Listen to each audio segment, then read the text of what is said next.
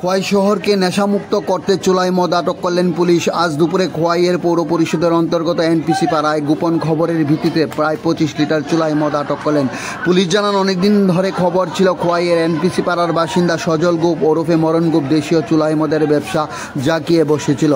আজ পুলিশ অভিযান চালিয়ে 25 লিটার অবৈধ চুলায় মদ আটক করেন। খোয়াই টাইমস বাংলা নিজস্ব প্রতিনিধির প্রতিবেদন।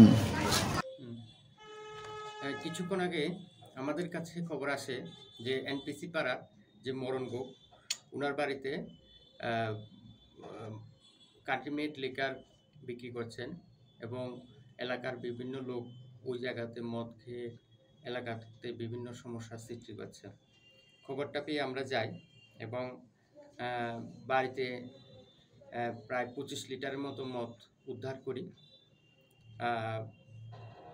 এখানে উল্লেখ্য যে মরণ গোপ উনি দীর্ঘদিন ধরে অসুস্থ, সে সুবাদে বা সে সুযোগটাকে কাজে লাগিয়ে ব্যবসা করছে এলাকাবাসীর অভিযোগ।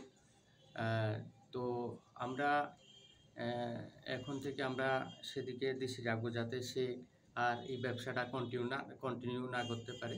তাছাড়া তার বিরুদ্ধে আমরা প্রসিকিউশন নিচ্ছি যাতে ভবিষ্যতের জন্য সে সতর্ক হয়। আচ্ছা, আরেকটা বিষয়, এই মরণ গ্রুপের বাড়ি যে এনপিসি পাড়া তো মূলত খোয়াই শহরের একেবারে প্রাণকেন্দ্রেই, তো দীর্ঘদিন ধরে ব্যবসা করছে। এই বিষয়ে এই মদগুলি কোথায় থেকে আসছে স্যার? এগুলি আমরা কিছুদিন আগেও একটা ধরেছি, যারা চাম্পাওয়ার সাইড থেকে মদগুলি এনে দিয়ে যায় সকালবেলা ভোরবেলা। আমরা ভোরবেলাও আমরা রেডি বসি এবং আজকেও বসেছি যাতে যে চাম্পাওয়ার সাইড থেকে মদগুলি শহরে না ঢুকতে পারে। তবুও ওরা ফাঁকে ফুঁকে ঢুকে এলাকার তে দিয়ে যায় মদগুলি। তো আমরা স্টাফ বাড়িয়ে যাতে এলাকাতে বাংলা মদ না ঢুকতে পারে সেদিকে আমরা দৃষ্টি রাখছি।